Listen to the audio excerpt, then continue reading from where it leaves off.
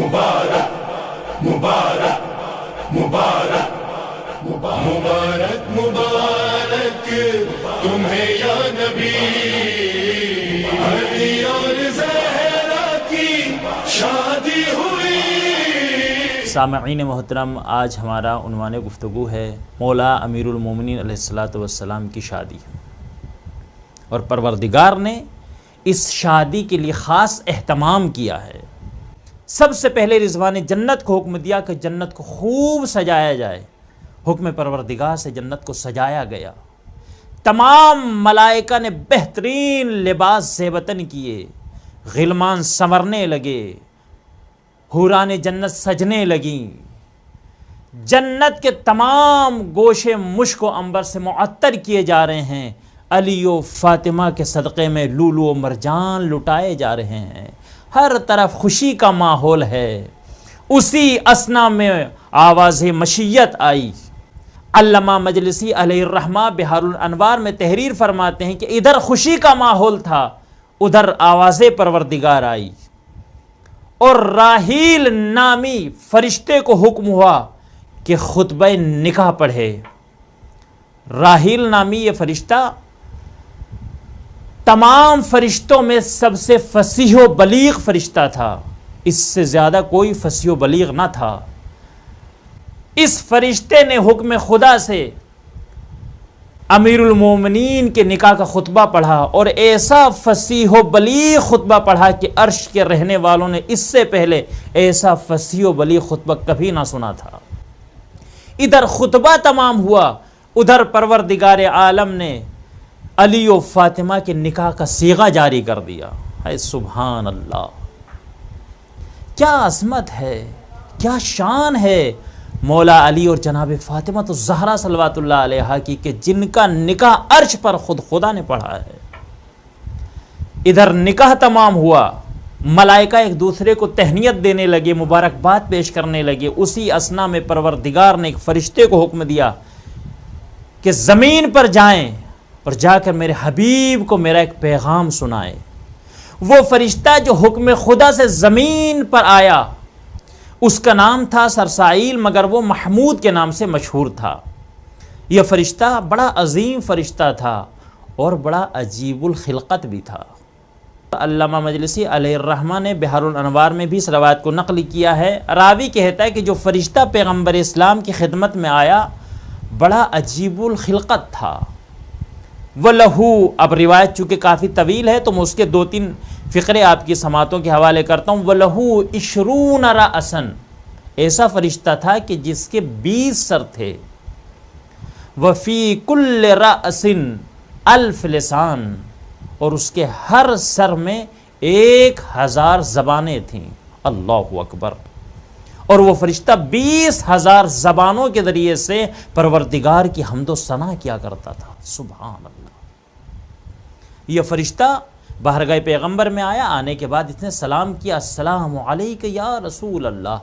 پیغمبر اسلام نے جواب سلام دیا، اور اس کے بعد فرشتہ کہتا ہے العلی الاعلی یقرئک السلام، یا رسول اللہ پروردگار بھی آپ کو سلام کہہ رہا ہے، اور پروردگار نے آپ کی خدمت میں ایک پیغام بھیجا ہے۔ وَيَقُولُ لَكَ زَوِّجِ النُّورَ بِالنُّورِ، پروردگار نے آپ کی خدمت میں یہ پیغام بھیجا ہے کہ آپ نور کی شادی نور سے کر دیں۔ پیغمبر اسلام سمجھ گئے، مگر تاکیداً اس سے سوال کیا کہ کس کی شادی کس سے کرنے کا حکم ہے؟ تو فرشتے نے کہا یا رسول اللہ فاطمہ کا نکاح علی سے کر دیجئے، اس لیے کہ پروردگار نے عرش پر خود ان کا نکاح پڑھ دیا ہے۔ فرشتے نے پیغام دیا، اور اب فرشتہ چلنا چاہتا ہے۔ جب فرشتہ بارگاہ رسالت سے نکلنے لگا تو روایت کی فقرے یہ ہیں کہ ایک مرتبہ رسول اللہ کی نگاہ اس کی پشت پر پڑی، اس کے دونوں کندھوں کے درمیان میں ایک عبارت مکتوب تھی، لکھا ہوا تھا لا الہ الا اللہ محمد الرسول اللہ علی بن ابی طالب علیہم السلام مقیم الحجہ۔ جیسے ہی پیغمبر اسلام نے اس عبارت کو دیکھا، فوراً کہا سرسائیل ذرا ٹھہریں۔ حکم پیغمبر ہوا سرسیل ٹہر گیا۔ پیغمبر اسلام نے فرشتے سے سوال کیا کہ مجھے یہ بتا، یہ عبارت جو تمہارے دونوں شانوں کے درمیان میں ہے یہ کب سے مکتوب ہے؟ تو فرشتے نے کہا یا رسول اللہ، اس دنیا کی تخلیق سے 12,000 سال پہلے پروردگار نے میرے شانوں کے درمیان میں اس عبارت کو تحریر کیا تھا۔ سبحان اللہ، کیا عظمت ہے ان ہستیوں کی۔ دنیا کی تخلیق سے 12,000 سال پہلے کیا لکھا تھا؟ کہ اللہ وحدہ لا شریک ہے، محمد اس کے رسول ہیں، اور اس کے بعد بڑا قیمتی جملہ تھا، اگر آپ کی سماعتوں تک پہنچ گیا، اگر سمجھ گئے تو انشاءاللہ بہت محسوس ہوں گے۔ اس کے بعد ایک جملہ لکھا تھا وَعَلِيُّ بْنُ أَبِي طَالِبٍ عَلَيْهِمُ السَّلَامُ مُقِيمُ الْحُجَّةِ، کہ علی ابن ابی طالب حجت کو قائم کرنے والے ہیں۔ کیا عظمت ہے، کیا شان ہے، کیا مرتبہ ہے ان ہستیوں کا کہ دنیا کی تخلیق سے 12,000 سال پہلے فرشتوں کے شانوں کے درمیان میں اتنا عظیم جملہ لکھا ہوا تھا کہ علی حجت کو قائم کرنے والے ہیں۔ عزیزان گرامی، فرشتہ آیا اور پیغام دے کر چلا گیا۔ ایک صحابی سے کہا کہ علی کو بلا کر لائیں۔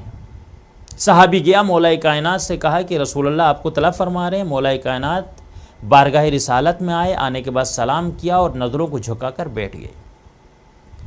رسول اللہ نے علی کے چہرے کی طرف دیکھا اور دیکھ کر کہا اے علی، میں دیکھ رہا ہوں کہ آپ مسلسل 2 روز سے میرے پاس آ رہے ہیں کوئی حاجت لے کر، مگر آپ اپنی حاجت مجھ سے بیان نہیں کر رہے ہیں۔ علی، اگر کوئی دل میں خواہش ہے تو اس کو ظاہر کرے۔ جیسے اجازت ملی تو مولا کائنات علیہ السلام کے لبوں کو جنبش ہوئی اور مولا کائنات نے شہزادی کونین کے رشتے کی خواہش کی۔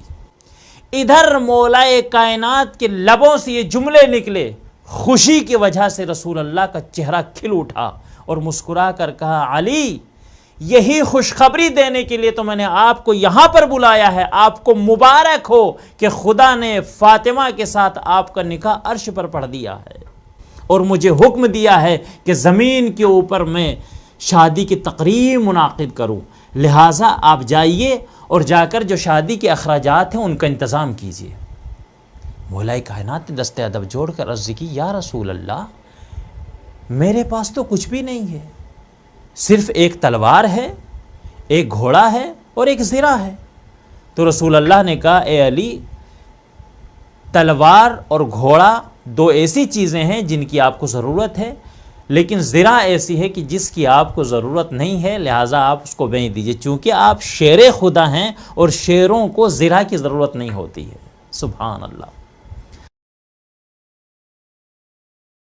مولا کائنات نے زرہ خدمت رسول میں پیش کی۔ رسول اللہ نے سلمان کو بلایا اور کہا جائیں اور جانے کے بعد اس سے شادی کے اخراجات کا اہتمام کریں۔